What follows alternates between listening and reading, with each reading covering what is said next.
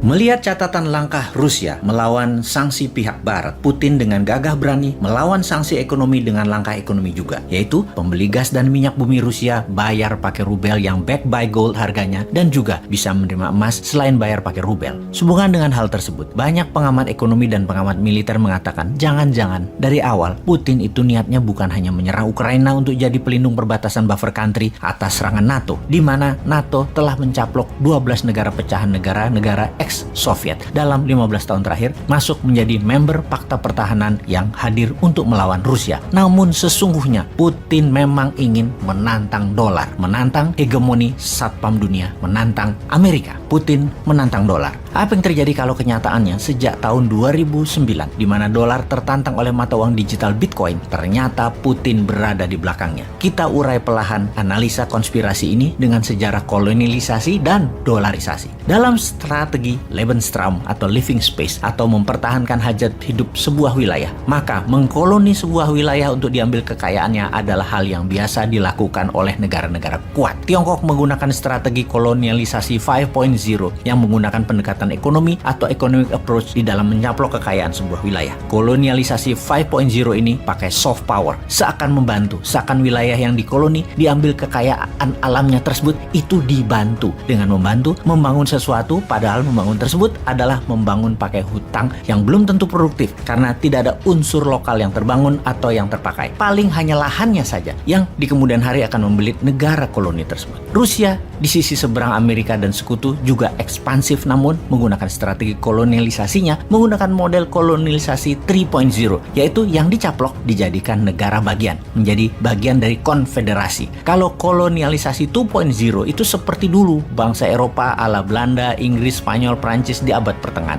Ambil wilayahnya dijadikan negara jajahan atau dijadikan koloni. Kolonialisasi 1.0 adalah cara Genghis Khan, cara Romawi, meluaskan wilayah ke negara tetangga secara fisik dicaplok, lalu penguasa lokalnya adalah orang dari pusat. Gubernur biasanya jabatannya. Perluasan wilayah yang nempel perbatasan, itu kuncinya kolonialisasi 1.0.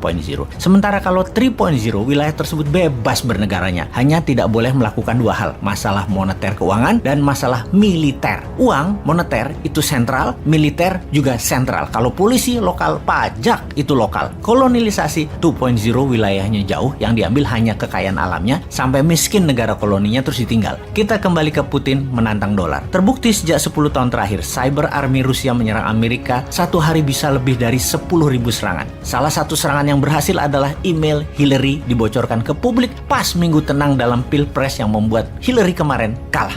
Dalam serangan cyber, bisa diperkirakan Pilpres Amerika 2024 nanti Trump pasti akan dibantu Putin karena Trump akan mengambilkan dolar backed by gold dan membuat Federal Reserve di bawah Kementerian Keuangan. Dan hal ini memang sama, yaitu cara kelolaan MMT, Modern Monetary Theory yang dianut Newman, rupiah backed by gold dan Bank Indonesia akan di bawah Kementerian Keuangan jadi Dirjen Moneter. Sama prinsipnya. Dalam hal cyber army Rusia, kecanggihan Rusia di dalam teknologi memang diacungi jempol. Cyber army-nya the best. Kalau Amerika kuat di militer secara fisik, Tiongkok unggul di produksi barang kebutuhan, Rusia adalah unggul di teknologi digital. Rusia dan Tiongkok berkali-kali menyatakan pembayaran produk negaranya lebih prefer menggunakan rubel bagi Rusia dan yuan bagi Tiongkok. Ini adalah bentuk perlawanan. Negara yang kalah pengaruh pasti takluk. Beli barang Tiongkok pakai yuan, atau negara Eropa beli gas Rusia saat ini pakai rubel. Sungguh, kalau dalam pemikiran para free thinker, dolar dicetak tanpa ada jaminan adalah penghinaan bagi negara lain yang berdaulat. Sangat mengherankan ada pejabat sebuah negara membela mati-matian dolar yang bukan mata uang negaranya, devisanya tercatat banyak disimpan dalam dolar, membangun pakai pinjaman dolar. Sungguh,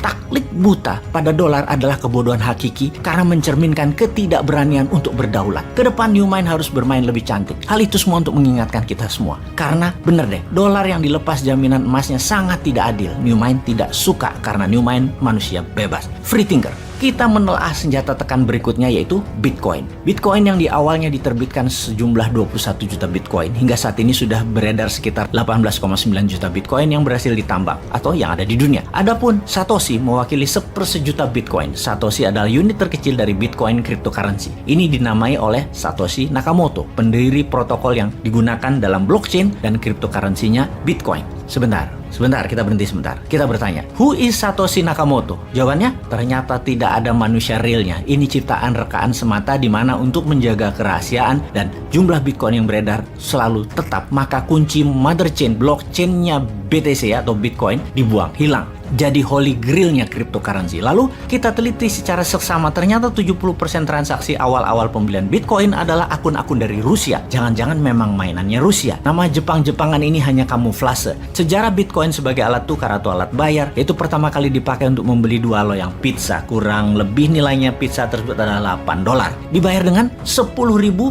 Bitcoin. Bayangkan, pada 3 Januari 2009 Bitcoin diluncurkan kepada publik dengan harga 0,0008 per 1 Bitcoin. Lalu di tahun 2010, untuk pertama kalinya Bitcoin diperjualbelikan di luar dunia digital dengan sistem barter. Untuk 2 loyang pizza dibayar dengan harga 10.000 keping Bitcoin. Tahukah sahabat, 10.000 Bitcoin itu sekarang berapa? 1 Bitcoin saat ini sekitar 500 jutaan. Alias 10.000 Bitcoin beli pizza termahal di dunia tersebut nilainya setara 5 triliun rupiah. Kembali ke Putin. Diduga banyak pengamat keuangan bahwa Bitcoin adalah Russian konspirasi untuk menyerang dolar. Rusia memang ingin menyerang supremasi keuangan dolar karena dianggap tidak amanah, tidak jujur, dan membodohi dunia. Bitcoin adalah sebuah rencana jangka panjang yang didesain menyerang hegemoni dolar, juga membuka fake informasi, fake edukasi akan dolar dalam sistem ekonomi yang digiring oleh Barat. Itulah cita-cita Putin yang menginginkan kehancuran ekonomi Barat di masa dia masih dalam tampuk jabatannya. Strategi Putin saat ini adalah menggunakan rubel backed by gold, juga membayar dengan emas terhadap minyak bumi dan gas Rusia, kemudian mempromosikan Bitcoin sebagai alat bayar digital di dunia komersial di luar Rusia tentunya. Kemarin baru saja diumumkan, Gucci, sebuah brand fashion kenamaan, menyatakan bahwa mulai bulan depan akan menerima cryptocurrency sebagai alat pembayaran. Ini adalah salah satu hasil pertemuan terakhir Putin dengan pemimpin Prancis Emmanuel Macron yang mengkode untuk Prancis memainkan cryptocurrency, di mana kemudian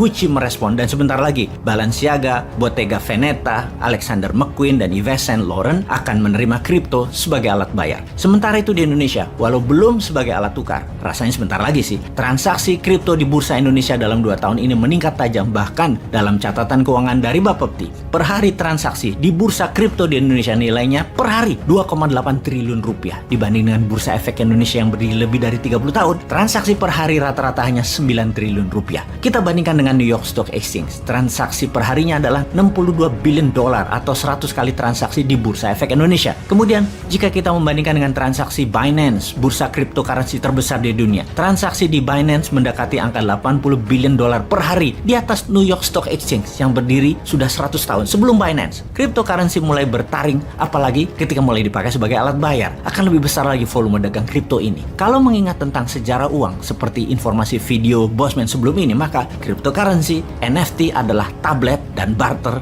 versi 2.0. Kembali ke topik. Serangan balik oleh Rusia dengan rubel backed by gold, transaksi emas, dan Bitcoin sebagai alat bayar komersial digital dunia, maka akan membuat dolar panas dingin. Pertanyaannya, Putin akan dikadafikankah? Atau akan diperang dunia ketiga kankah? Atau di-cancerkan? Kalau Indonesia,